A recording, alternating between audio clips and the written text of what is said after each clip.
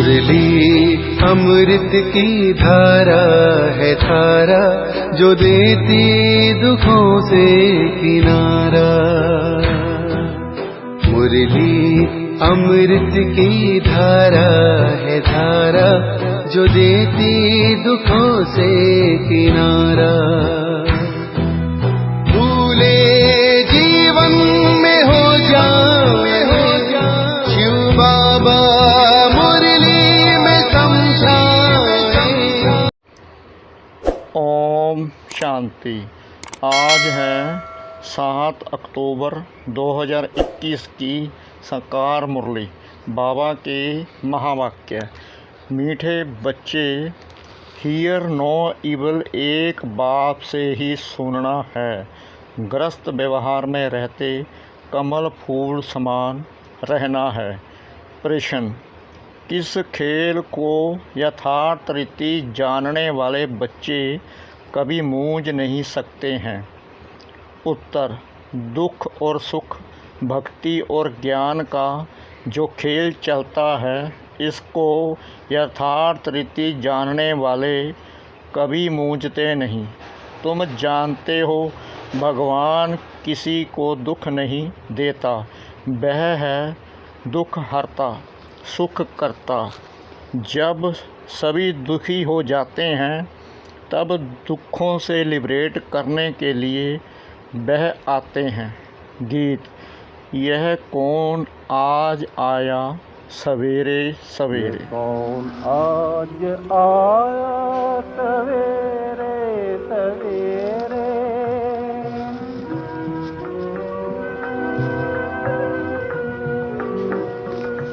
ये कौन आज आया सवेरे सवेरे, कि दिल चौंक उठा सवेरे सवेरे।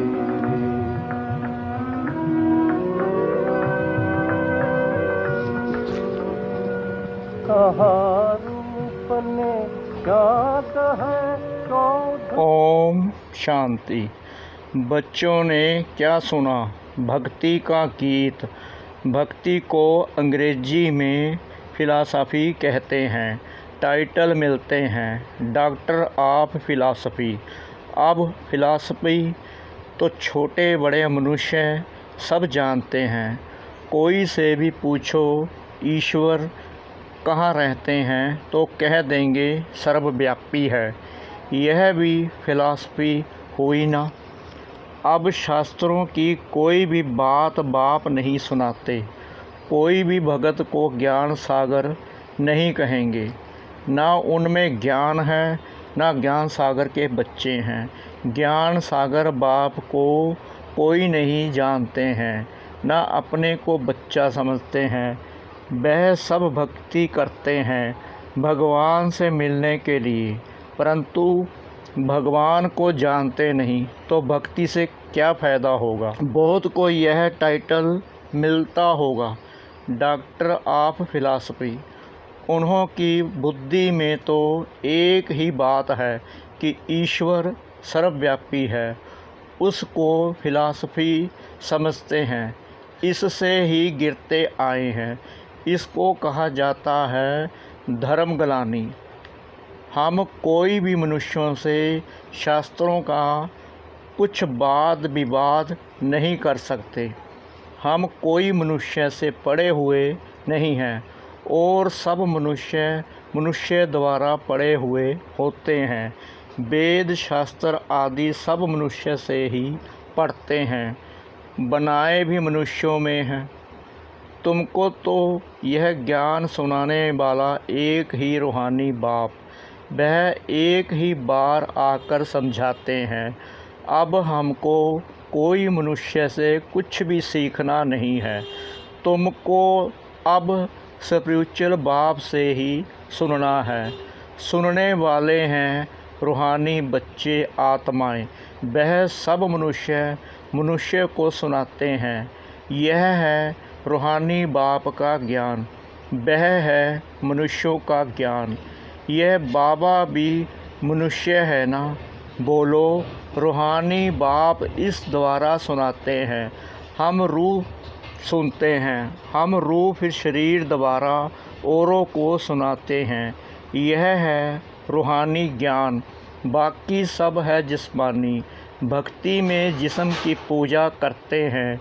बाप कहते हैं तुम अपने को मनुष्य या भगत ना समझो, अपने को आत्मा समझ मुझ बाप को याद करो। तुम आत्माएं भाई भाई हो, गाया हुआ भी है आत्मा परमात्मा अलग रहे बहुकाल। तो हमको कोई भी मनुष्य से सुनना नहीं है। कोई सवाल पूछे तो बोलो हमारा कोई शास्त्रों का ज्ञान नहीं है। हम उसको फिलॉसफी कहते हैं, अर्थात भक्ति मार्ग का ज्ञान है। सद्गति देने का ज्ञान सिर्फ एक बाप ही देते हैं। सर्व का सद्गति दाता एक ही गाया हुआ है। तो तुम बच्चों को कोई से डिबेट नहीं करनी है। बाप कहते हैं ज्ञान की अथॉरिटी ज्ञान सागर में हूँ। मैं तुमको कोई शास्त्र आदि नहीं सुनाता हूँ। हमारा यह है रूहानी ज्ञान, बाकी सब है जिस्मानी ज्ञान। बहस सत्संग आदि सब भक्ति मार्ग के लिए है। यह रूहानी बाप बैठ रूहों को समझाते हैं। इसलिए देही अभिमानी बनने में बच्चों को मेहनत लगती है। हम आत्माएं बाप से बरसा लेती हैं। बाप के बच्चे ज़रूर बाप की ही गद्दी के वारिस होंगे ना।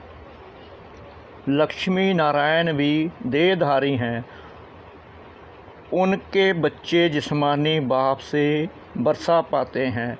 यह बात ही न्यारी है।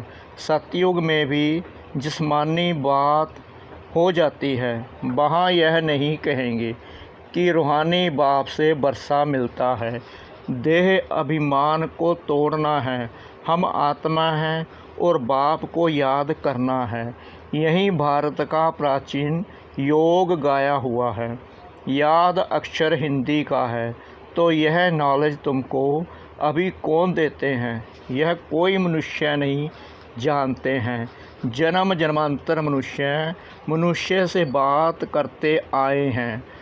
अभी रूहानी बाप रूहानी बच्चों से बात करते हैं, रूह सुनाते हैं। इसलिए इसको रूहानी स्पिरिचुअल नॉलेज कहा जाता है। गीता को भी वह स्पिरिचुअल नॉलेज समझते हैं, परंतु उसमें नाम कृष्ण देहधारी का डाल दिया है। बाप कहते हैं कि कोई भी मनुष्य में यह नॉलेज हो नहीं सकती। कभी भी कोई तुमसे डिबेट करते हैं तो बोलो यह है तुम्हारा भक्ति का ज्ञान, मनुष्यों के बनाए हुए शास्त्रों का ज्ञान। सत्य ज्ञान तो एक ज्ञान सागर बाप के पास ही है। वही खुद नॉलेज दे रहे हैं। उन्हें सुप्रीम बाप कहते हैं। पूजा भी उस निराकार की होती है। अगर और निराकारियों की पूजा होती है तो वह भी उनके बच्चे ही हैं। मिट्टी का शालिग्राम बनाकर पूजा करते हैं, रुद्र यज्ञ रचते हैं। तुम जानते हो वह परम पिता परमात्मा निराकारी दुनिया में रहते हैं। हम आत्माएं भी वहाँ रहती हैं। वह ज्ञान का सागर आकर ज्ञान सुनाए सबकी सद्गति कर देते हैं। वह है परे ते परे रहने वाला परम पिता परमात्मा। सभी आत्माएं ब्रदर्स को पाठ मिला हुआ है, जो फिर शरीर धारण कर भाई बहन बनते हैं। आत्मा सब एक बाप के बच्चे हैं। आत्मा जब शरीर धारण करती है तो स्वर्ग में सुख, नरक में दुख को पाती है। यह क्यों होता है समझाया जाता है। ज्ञान और भक्ति, वह है दिन वह है रात। ज्ञान से सुख, भक्ति से है दुख। यह खेल बना हुआ है। ऐसे नहीं कि दुख सुख सब भगवान ही रचते हैं। भगवान को बुलाते ही तब हैं जब दुखी होते हैं, समझते हैं वह दुख देने वाला है। फिर जब सुख का समय पूरा होता है, फिर रावण 5 विकारों के कारण दुख शुरू होता है। यही खेल है। जिसे यथार्थ रीति समझना है, इसे ही रूहानी ज्ञान कहा जाता है। बाकी है सब जिस्मानी ज्ञान, वह हम सुनने नहीं चाहते हैं। हमको हुक्म मिला हुआ है सिर्फ मुझ निराकार बाप से ही सुनो। बाप कहते हैं हियर नो ईवल। हम एक भगवान से सुनते हैं, तुम मनुष्यों से सुनते हो। रात दिन का फ़र्क है। बड़े बड़े विद्वान शास्त्र आदि पढ़ते हैं, वह तो हमने भी बहुत पढ़े। अब भगवान कहते हैं तुमने गुरु बहुत किए हैं, अब उनको छोड़ो। मैं जो सुनाता हूँ वह सुनो। भगवान है ही निराकार, उनका नाम है शिव। अभी हम उनसे सुन रहे हैं। बाप खुद अपना परिचय और अपनी रचना के आदि मध्य अंत का परिचय देते हैं। फिर हम आपसे शास्त्रों आदि की बातें सुने ही क्यों, हम आपको रूहानी नॉलेज सुनाते हैं। सुनना हो तो सुनो, मूंझने की तो कोई बात ही नहीं। सारी दुनिया है एक तरफ और तुम कितने थोड़े हो। बाप अब कहते हैं मुझे याद करो तो तुम्हारे ऊपर जो पापों का बोझा है वह उतर जाएगा और तुम पवित्र बन जाएंगे। जो पवित्र बनेंगे वही पवित्र दुनिया का मालिक बनेंगे। अभी पुरानी दुनिया बदलनी है। कलयुग के बाद सतयुग आना है। सतयुग है पावन दुनिया। कलयुग में ही मुझे बुलाते हैं कि आकर पावन दुनिया बनाओ। सो मैं अब आया हूँ, माम एकम याद करो। अब दुनिया बदल रही है, यह अंतिम जन्म है। इस पुरानी दुनिया में आसुरी राज्य खलास हो, राम राज्य स्थापन हो रहा है। इसलिए अब अंतिम जन्म गृहस्थ व्यवहार में रहते कमल फूल समान पवित्र बनो। यह विषय सागर है ना, कमल फूल पानी के ऊपर रहता है। तो अब तुम गृहस्थ व्यवहार में रहते कमल फूल के समान पवित्र बनो। तुम बच्चे जानते हो हम राजाई स्थापन कर रहे हैं। अभी सारी दुनिया बदलनी है। वह धर्म स्थापक सिर्फ अपना अपना धर्म स्थापन करते हैं। पहले वह पावन होते हैं, फिर पतित बनते हैं। सतयुग तो एक ही सदगति दाता है। मनुष्य गुरु करते ही तब हैं जब सदगति में जाना चाहते हैं। जब पाप बहुत होते हैं तब रूहानी बाप ज्ञान सुनाते हैं। भक्ति का फल ज्ञान तुमको भगवान से मिलता है। भगवान कोई भक्ति नहीं सिखलाते हैं, वह तो ज्ञान देते हैं। कहते हैं माम एकम याद करो तो तुम्हारे विक्रम विनाश होंगे और कोई पावन बनने का रास्ता ही नहीं। नई दुनिया में सब स्वर्गवासी थे, अब पुरानी दुनिया में सब नरकवासी हैं। इसलिए बाप कहते हैं कि मैं सबका उद्धार करने आता हूँ। मैं ही आकर रूहानी ज्ञान देता हूँ। बाप अपना परिचय दे रहे हैं, मैं तुम्हारा बाप हूँ। अभी यह है नरक, नई दुनिया को स्वर्ग कहा जाता है। ऐसे कैसे कहेंगे कि यहाँ ही स्वर्ग नरक है। जिनको बहुत धन है वह स्वर्ग में है। स्वर्ग तो होता ही है नई दुनिया में, यहाँ स्वर्ग कहाँ से आया। इसलिए हम कोई मनुष्य की बात सुनते नहीं। बाप कहते हैं तुमको तमो प्रधान से सतो प्रधान बनना है, तो माम एकम याद करो। सारा दिन बुद्धि में यह नॉलेज रहनी चाहिए। अच्छा, मीठे मीठे सिकला के बच्चों प्रति माता पिता बाप दादा का याद प्यार और गुड मॉर्निंग। रूहानी बाप की रूहानी बच्चों को नमस्ते। हम रूहानी बच्चों की रूहानी बाप दादा को श्रद्धा भरी प्रेम भरी नमस्ते। शुक्रिया बाबा, शुक्रिया बाबा, शुक्रिया बाबा इस मीठी मुरली के लिए। धारणा के लिए मुख्य सार। नंबर 1, एक बाप से ही रूहानी बातें सुननी हैं। किसी से दूसरी बातों का वाद विवाद नहीं करना है। नंबर 2, देही अभिमानी बनने की मेहनत करनी है। सतो प्रधान बनने के लिए एक बाप की याद में रहना है। वरदान। बाप के हाथ और साथ की स्मृति से मुश्किल को सहज बनाने वाले बेफिक्र व निश्चिंत भव। जैसे किसी बड़े के हाथ में हाथ होता है तो स्थिति बेफिक्र व निश्चिंत रहती है। ऐसे हर कर्म में यही समझना चाहिए कि बाप दादा मेरे साथ भी है और हमारे इस अलौकिक जीवन का हाथ उनके हाथ में है, अर्थात जीवन उनके हवाले है, तो जिम्मेवारी भी उनकी हो जाती है। सभी बोझ बाप के ऊपर रख अपने को हल्का कर दो।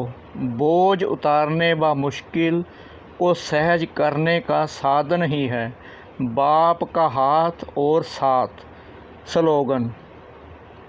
पुरुषार्थ में सच्चाई हो तो बाप दादा की एक्स्ट्रा मदद का अनुभव करेंगे। पुरुषार्थ में सच्चाई हो तो बाप दादा की एक्स्ट्रा मदद का अनुभव करेंगे। मातेश्वरी जी के अनमोल महावाक्य। नंबर 1, ज्ञान योग और देवी गुणों की धारणा जीवन का आधार है। यह तो अपने को निश्चय है कि परम पिता परमात्मा द्वारा हमें नॉलेज मिल रही है। इस नॉलेज में मुख्य 3 पॉइंट हैं जिसके लिए अपने को पूरा पुरुषार्थ करने का ध्यान रखना है। इसमें पहले है योग अथवा ईश्वरीय निरंतर याद, जिससे विकर्मों का विनाश होता है। दूसरा है ज्ञान, माना इस सारे ब्रह्मांड सृष्टि की आदि मध्य अंत कैसे होती है। जब यह नॉलेज हो तब ही इस लाइफ में प्रैक्टिकल चेंज आ सकती है और हम भविष्य प्रारब्ध अच्छी बना सकते हैं। तीसरी पॉइंट है क्वालिफिकेशन, तो हमको सर्वगुण संपन्न 16 कला संपूर्ण अवश्य बनना है, तब ही देवता बन सकते हैं। तो अपने आप को चलते फिरते खाते पीते इन तीनों पॉइंट्स पर ध्यान देना जरूरी है। इस एक ही जन्म में ज्ञान बल, योग बल और देवी गुणों की धारणा की जाती है। तीनों का आपस में कनेक्शन है। ज्ञान बिगर योग नहीं लग सकता और योग बिगर देवी गुणों की धारणा नहीं होती। इन तीनों पॉइंट्स पर सारी जीवन का आधार है, तब ही विकर्मों का खाता खलास हो, अच्छे कर्म बनते हैं। इसे ही ईश्वरीय जीवन कहा जाता है। नंबर 2, भारत का प्राचीन योग परमात्मा द्वारा सिखाया हुआ है। अपना यह ईश्वरीय योग भारत में प्राचीन योग के नाम से मशहूर है। इस योग को अविनाशी योग क्यों कहते हैं? क्योंकि अविनाशी परमपिता परमात्मा द्वारा सिखाया गया है। भल योग और मनुष्य आत्माएं भी सिखाती हैं, इसलिए योगाश्रम वगैरह खोलते रहते हैं, परंतु वो प्राचीन योग सिखला नहीं सकते। अगर ऐसा योग होता तो फिर वो बल कहाँ। भारत तो दिन प्रतिदिन निर्बल होता जाता है। इससे सिद्ध है वह योग अविनाशी योग नहीं है। जिसके साथ योग लगाना है वह खुद ही सिखला सकता है, बाकी औरों से तो योग लगाना ही नहीं है। तो फिर सिखलाएंगे कैसे? यह तो स्वयं परमात्मा ही कार्य कर सकता है, वही हमें पूरा भेद बता सकता है। बाकी तो सब तरफ कहते रहते हैं हम योग सिखलाएंगे। यह तो हम जानते हैं कि सच्चा योग तो खुद परमात्मा ही सिखलाए। सूर्यवंशी चंद्रवंशी घराना व देवी राज्य स्थापन करते हैं। अब वो प्राचीन योग परमात्मा आकर कल्प कल्प हमें सिखलाते हैं। कहते हैं, हे आत्मा, मुझ परमात्मा के साथ निरंतर योग लगाओ तो तुम्हारे पाप नष्ट हो जाएंगे। अच्छा, ओम शांति।